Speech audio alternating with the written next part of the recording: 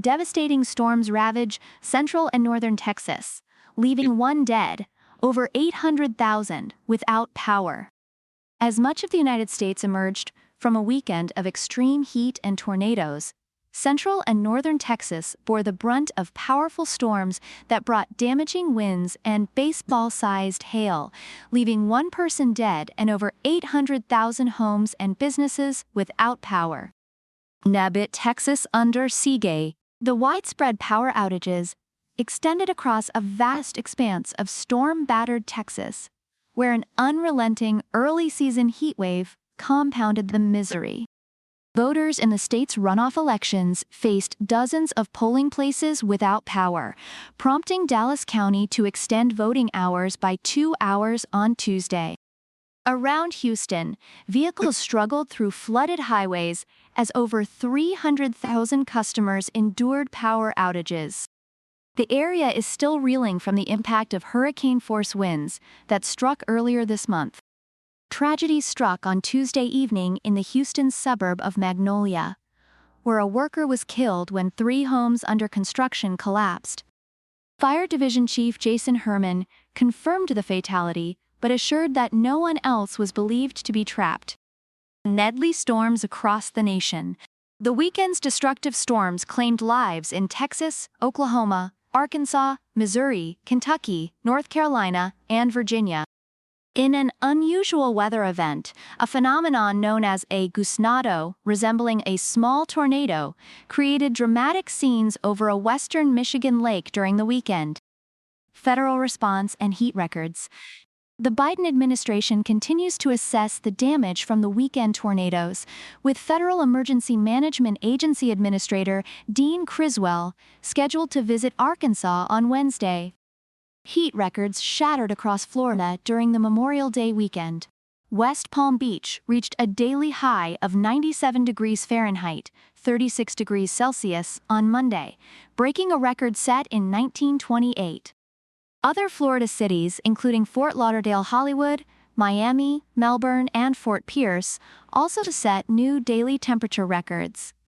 In triple-digit heat in Texas, Texas also experienced intense heat over the holiday weekend, with parts of the South recording triple-digit temperatures.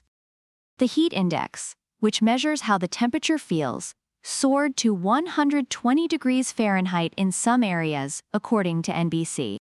A heat advisory warning will be in effect for several southern Texas cities, including Corpus Christi, from noon CDT until 8 p.m., as the heat index is expected to reach 114 degrees Fahrenheit. Another's tragic toll and ongoing recovery.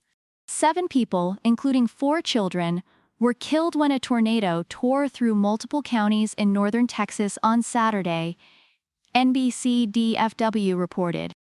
Among the victims were a mother and her 2 children, whose mobile home was overturned by the tornado. An additional 7 deaths were reported in Arkansas. Texas Governor Greg Abbott declared a disaster on Sunday to assist affected residents. Amidst the severe storms, over 100 people sustained injuries and more than 370 homes were damaged. Abbott anticipated an increase in reports of property damage. Over 800,000 Texans remain without power, according to Power Outage. Dallas County, hit hard by the storms, accounts for the majority of the outages, CNN reported. In casualties and devastation elsewhere, 2 people died in Mays County, Oklahoma, east of Tulsa. The injured included guests at an outdoor wedding. A Missouri man lost his life on Sunday when a tree limb fell onto his tent during a camping trip. Kentucky Governor Andy Beshear confirmed 5 storm-related deaths in the state, near where a devastating swarm of tornadoes killed 81 people in December 2021.